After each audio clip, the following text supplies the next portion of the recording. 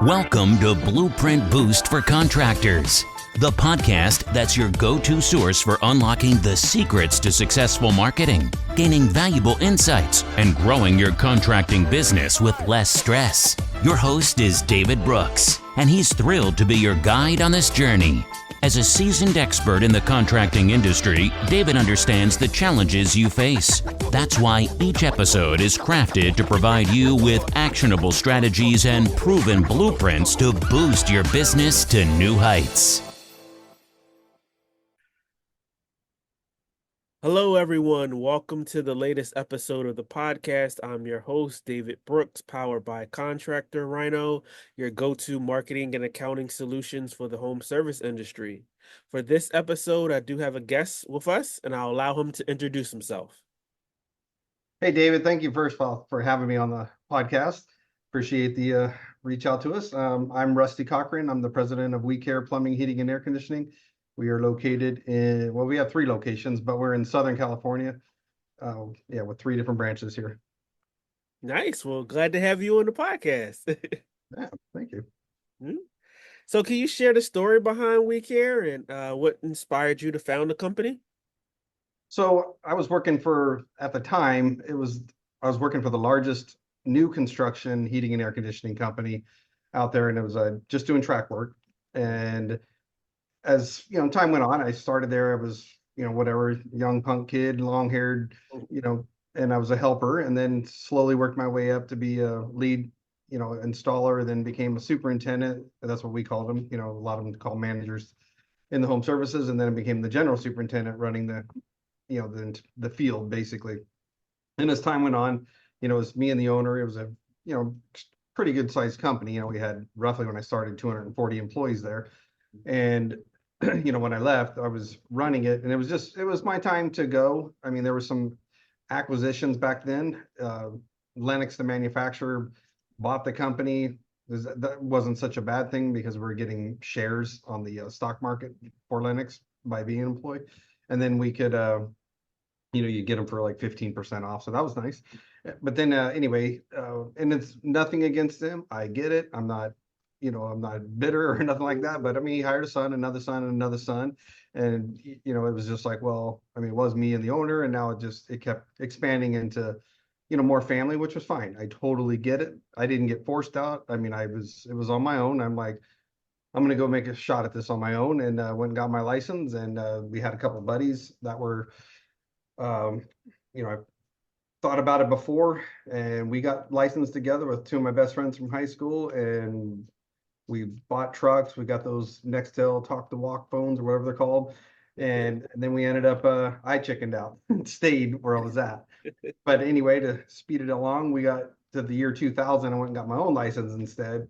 And then that's when we opened up. It was my wife in the office answering the phones. It was in our house, but it was a bedroom, an extra spare bedroom used as an office.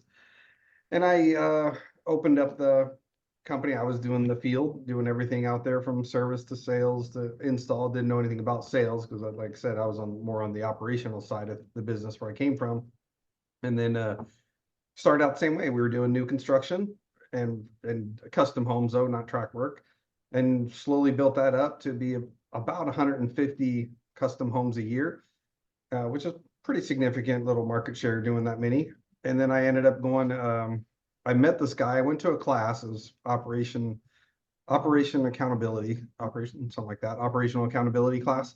And I had no idea what they were talking about. I mean, they're talking about benchmarks and APIs and all these different goals and stuff for it. I'm like, what are you guys talking about? I mean, we're doing fine. I didn't know we weren't, but we thought we were, because we're making like 2%, something like that. It was a really small number. Sometimes 2% will take it, but at different times, I didn't want to be a 501c3 company, but sometimes we are a nonprofit. But anyway, back in the day, I mean, so we had to make sure that we were, following that. But it wasn't the class that did anything for me because I didn't understand what they were talking about. But I went to someone in the class, ended up being, he was a large track company that we used to compete against all the time. And he had, we were the largest and he was the 3rd largest in Southern California. And he used to work for my owner before either one of them opened up their own companies. So he shut down the entire track business and went to the service replacement model. So, I mean, I was intrigued, and he was very open. He became my mentor. His name is Frank Harrison. He's since retired, but he owned the General Heating and Air Conditioning out in the Palm Desert area. But he was open, like, you want here's my KPIs, here's my prices, here's how you do it. I mean, we were wearing like, I mean, we had some really cool outfits. I mean, might be wearing jeans or sweats or something like that, but we had these shirts made, and they were like skulls, and you figure like fire and ice type of thing, with like looked like blood dripping off it, but it was like fire or ice coming off of these things, and it looked like kind of like Harley Davidson type looking shirts. And people really like the shirts, but it's not the right thing to do to go into someone's home with, because you don't want to be offensive and going in any home. So anyway, he ended up um, just giving me whatever I needed to make this thing, become a service and replacement model. And we slowly started backing off of going after the new construction and started going into that service replacement model. So we had to get uniforms. We had to understand how to communicate with customers and all that stuff. And, now it's about 2007, something like that. So we're already 7 years into doing the custom homes. Anyway, we ended up, 2009 happened. I mean, really happened late 2008 with Lehman Brothers going out, and the whole world economy changed, or our economy changed anyway. And we ended up, custom homes went bye-bye anyway. No one's building, and spec homes are gone and everything else. So thankfully I had like a crystal ball and had about a year and a half head start. And we started doing the service replacement models. And really, that's when we started making more money, more training, more, uniforms, looking the part, and then, growing the business. And, now, I mean, we're about, call it any given day, but 170 employees, call it. So out of the 3 locations. So, I still want to grow. Like, I'm having fun, let's grow, let's go keep on going. So, I mean, that kind of gets it up to speed. So we do plumbing, heating and air conditioning. Someday on the horizon, we will add electrical to this as well. So, that's basically where we're at to date. I don't know if that's too long of an introduction, but that's who we are. No, that was great. No, that was a really good backdrop and story of, how you started and then how you got to where you are currently. Because, some people they're not able to see that, right? They just see the company, they see where you're at now, but they don't see the steps along the way. And then like you had that hesitation and didn't pull the trigger. And then later on, you're like, all right, I'm going to fully commit. I'm going to move forward. So I think that's really good for the audience to be able to hear, because not every time that you have the initial idea does it actually get executed upon. Yeah.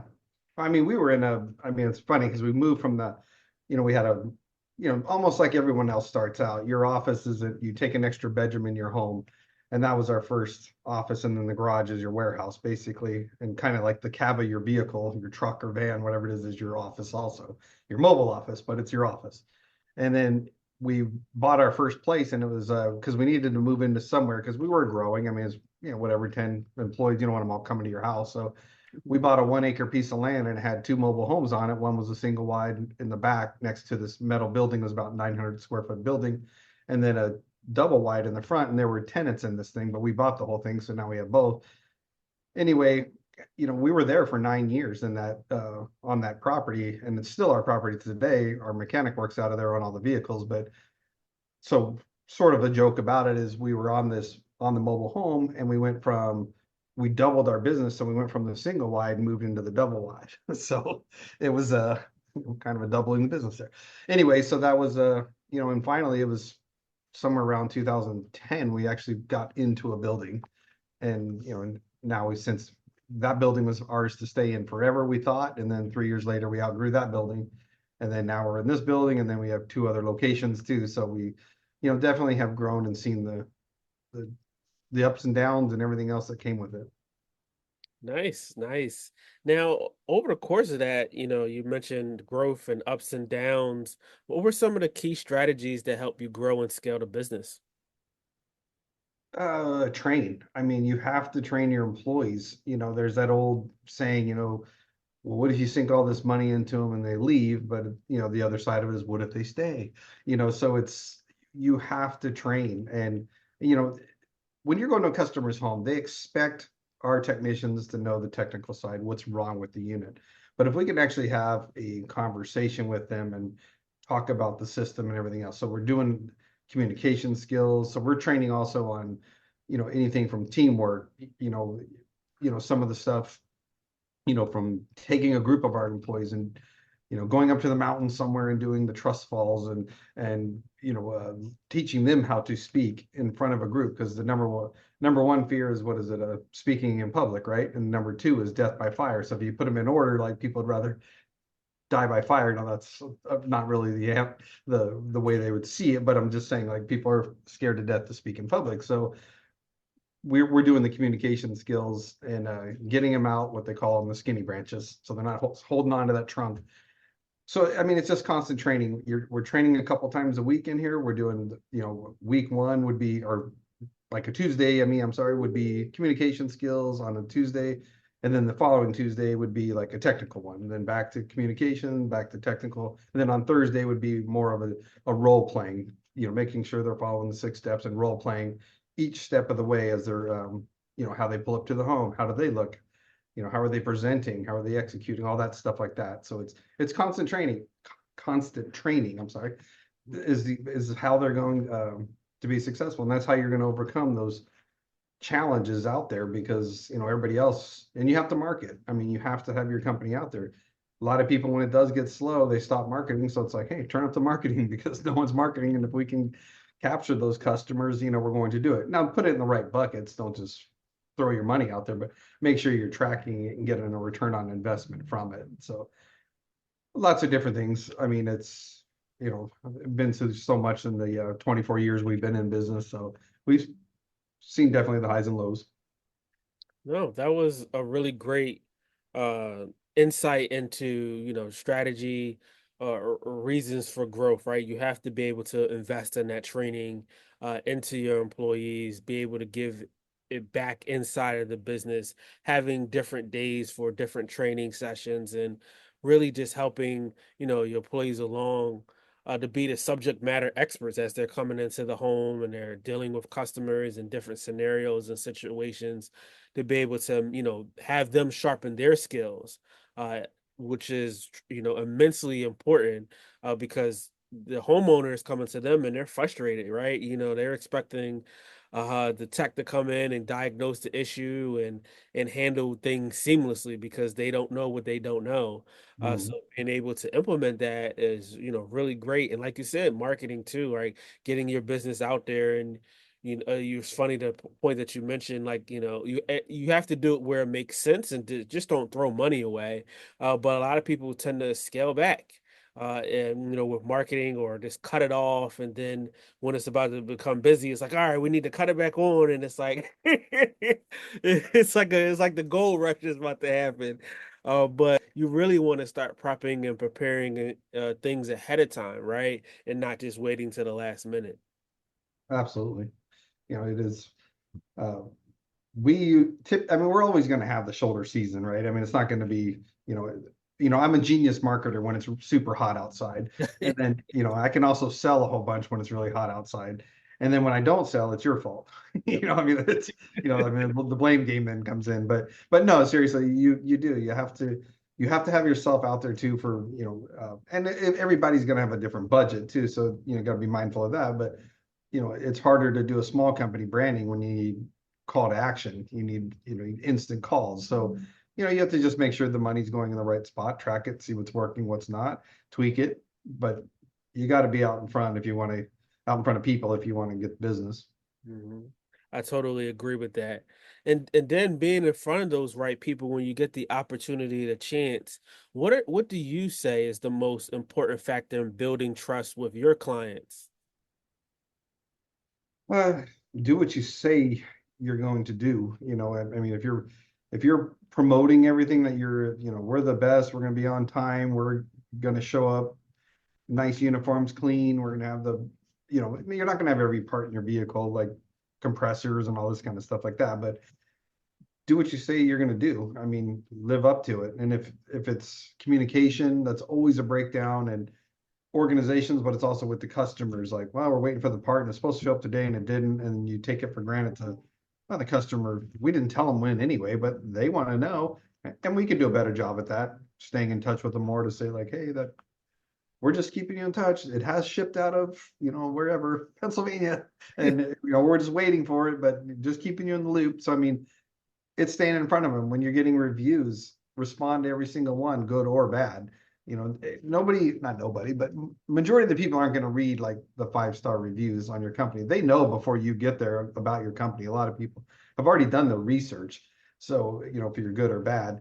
So reviews are super important. We encourage our guys to go get them, and you have to respond. If they're bad, do everything you can to a certain degree, but get that person pleased, and then ask them, hey, would you mind, if it's a 1-star meaning.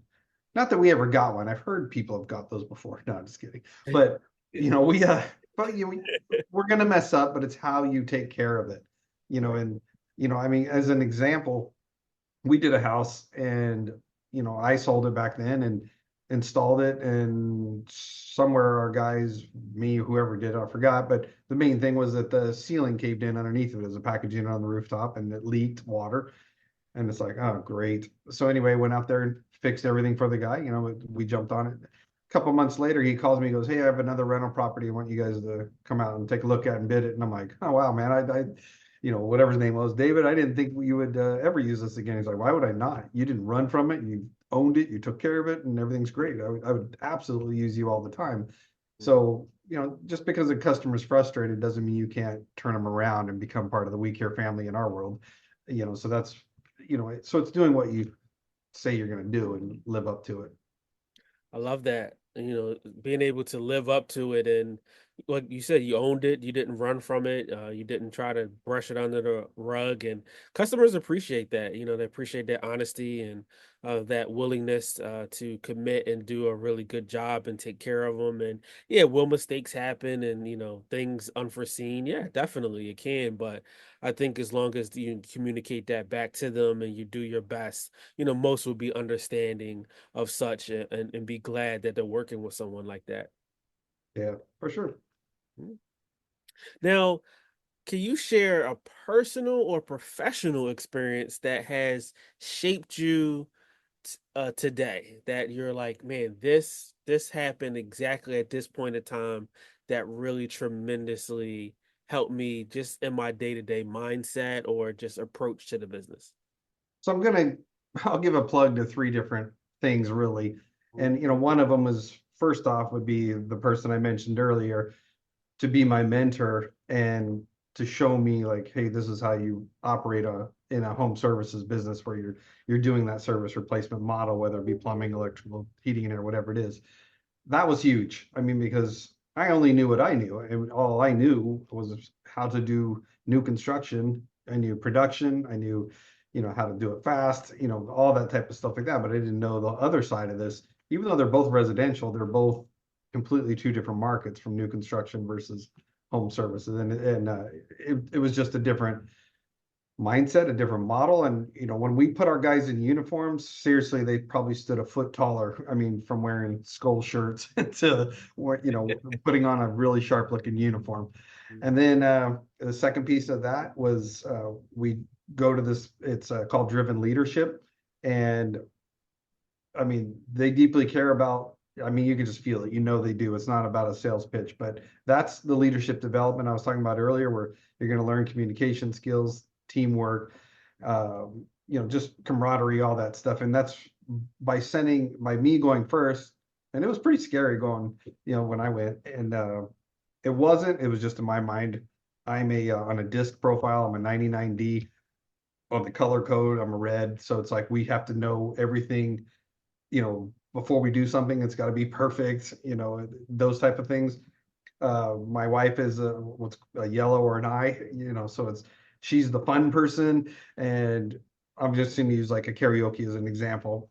I'm going to go in there and I'm going to look at that book and all the songs in there. It's going to take me forever to get through it and find that perfect song that I'm going to know before I go up there, or I'm not going to go up there, where she just gets up there. It doesn't matter if she does an awesome job or blows it. She's having fun. And I'm like, there's no way I'm going to make an ass of myself up there. I'm going to do this right. So I'm just saying, like, that driven leadership, it's still there, but it gets you out of your comfort zone.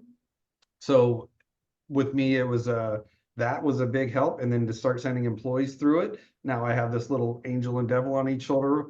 One's going like, oh, this is going to be great. David, we're going to send you here. It's about leadership. It's all this stuff. And the other side's like, you're going to be, tortured. You're not. But it could feel like it's just someone that has to be, knowing every step of the way, and it's not in your control. So that part can be difficult. And then the other part was a company called MAP, M-A-P. It's the Management Action Program. And going through that was very business structure. How do you operate a successful business? And, just pat ourselves on the back. We won, the President's Award on that company 3 times. And that's like with growth and profit and all that kind of stuff like that. So, just investing, whether it be in myself, personally, or the business itself professionally, by taking other guys or gals along and they're going through it as well. And really makes it for a better culture in the company because we're all rowing in the same direction. And we're not all the time, but I'm saying like those are the things where you can call someone out because, like, hey, remember at that class when you did, so I mean, all that stuff's important. And so hopefully I answered the question about, professionally or personally. No, that was great. No, But those were 3 things that really made an impact. yeah, no, those 3 things are great, and being able to see that they help you, and they could potentially help others too, if they're interested in going that direction, and really helping with those trainings, investment. I always call it an investment in yourself, investment in others, can really significantly just not only help you but help others, professionally and personally too as well. Yeah, I mean, I think, you've heard probably the expression before, but university on wheels. What are you listening to when you're driving between calls or whatever you're doing? Some of these people out here, we're stuck in traffic, so it's when you're going somewhere.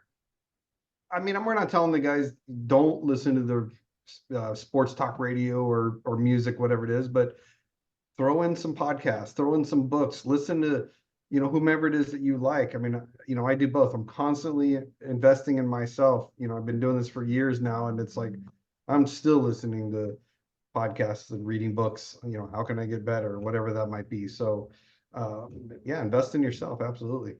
Yeah, no, 1,000% agree with that. And like you said, it could be, if you're that sports talk radio person or you're that music person, it could be that split. We could gradually get there. You don't have to go all in. You could just, Yeah.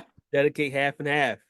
Yeah. I want to complain that I'm not making enough money, but what am I doing to change that? You Exactly. always do what you've always done. You'll always get what you always got. So think out of the box, do something different, get a coach, get a mentor, get somebody that can also help you with that. But I mean, just listening to your shows, if someone's doing that, they're going to educate themselves to hopefully make a difference in their business or their personal life. Either way, what can I do? So it's important. So what you're doing is a good thing here. No, yeah, thank you. And really, like you said, it's important. And then in another aspect that we haven't touched on in previous episodes, but I would love to touch on it with you, is you mentioned multiple locations. And I've dealt with clients on my end that have multiple locations, and sometimes I feel like some locations get not as much love as the other locations. How do you balance, managing multiple locations, and making sure that each location is really properly getting the proper attention? So very difficult. And we have not mastered this at all. I mean, I'm like where I also need to think a little bit more about it. I mean, I'm an entrepreneur brain, so it's like, no, we can go do this, or we've added things to our business. And for instance, we added solar, we added windows, and that was a mistake. Few years of doing it, about 3 years we did it, took them down, and our business really grew because we were focusing on what we do. So having other locations is you got to have the right person running that particular thing. But how do you keep the culture from, like we have one major, one big hub, the main hub, whatever you want to call it. And then we have the other 2 locations, which are, there's the call centers in the main one, the accounting's in the main branch, all that type of stuff like that. So having the other locations and trying to get that culture to duplicate throughout the whole company is difficult. Now, we will do meetings so that which is hard to do, but we'll do like a Zoom meeting or something like that, an all company meeting. And if they can attend, at least they can see it online. But we always try to get them all together at the main branch because it's a big enough facility. We have a very large training room that 200 people can fit in. And we, breakfast and giveaways and prizes and so forth like that. So we really want that piece of it. But, some of the people we make, like the sales team for all 3 locations have to meet in the same place every week. So they're together, but it is a drive because then you come out here and, they're complaining. If I just drove out here 2 hours or whatever it took to get there. Now I got to turn back around and go run my calls, so it's a challenge. I mean, I don't have that perfect model to say, this works great. But, our goal is like you look at McDonald's, they can, I'm not talking about culture, I'm just talking about they can repeat the same food, whether it's in California, Nevada, where you're at in Pennsylvania, wherever it is, I guess they can't do it in France or Europe, whatever, because they're on the metric system. If you ever saw Pulp Fiction, he talks about that. There's no quarter pound with cheese, McRoyale with cheese. Anyways, but I mean, to duplicate it, for us, it can be a struggle. I'm just saying. So you've got to keep them in touch and don't do your best to not treat them as a lesser because they're not in the main branch where it's happening. But I mean, it's just communication. I mean, you've got to over communicate, and that's what people want. They just want to communicate. Yep. So. No, that was good insight and it's always a work in progress, right? Yeah. It's you're trying to do the balancing and juggling act, but if you just keep up with the dedication and keep working toward it and trying your best to be able to get everybody on the same page is really an important thing too as well. Yeah, and that's what I mean. Like an all company meeting is we do it quarterly. We do a monthly breakfast where we go out and cook for all the employees, and if we can get them at least the quarterly one, we're all together. That's good, because you maybe haven't seen them in a while, maybe you never met them. We're part of like Nexstar, and they come out and do training too for us, and they'll have you get up and go shake hands with somebody you don't know, go give them a high five with someone you don't know. Like it's constantly like doing that. And if we can keep that thing going, we do spotlights on our employees so they can see it, whether it's in a newsletter or in the weekly meeting. We make a tech introduce a tech that they may or may not know, and it's a list of questions about him, like he likes long walks on the beach or whatever it is but the profile of that person, what kind of music, what's their interest, what do they do outside of work. That way we all get to know. And I've learned some stuff in there. I mean, I'm surprised, like, that guy plays guitar, I didn't know that, that's cool. Like, or he likes hot rods or whatever it is. So even it's good for me because I want to know, like, who's your favorite team, who's you married, you have kids, what is it that makes you tick? Like, I like to know that. No, that's excellent. Yeah. Giving back inside of the company and just promoting a good, healthy culture is so important. Yeah. Yep. Well, we're going to ask our final question. And what goals do you have for 2025? So we haven't gone yet to do our budget for 2025. It's coming. Now's about that time to start planning that. I mean, we're already, you got the wheels in motion and everything else, but as a company, I mean, I want to, right now we've got 2 locations are together and one's split off, in our CRM, but I want all 3 split off. And then that way it's easier for the manager out at each location to know exactly what their branch is doing. So building budgets for each one is a goal. And then it's just, so that way we have 3 different budgets we're doing.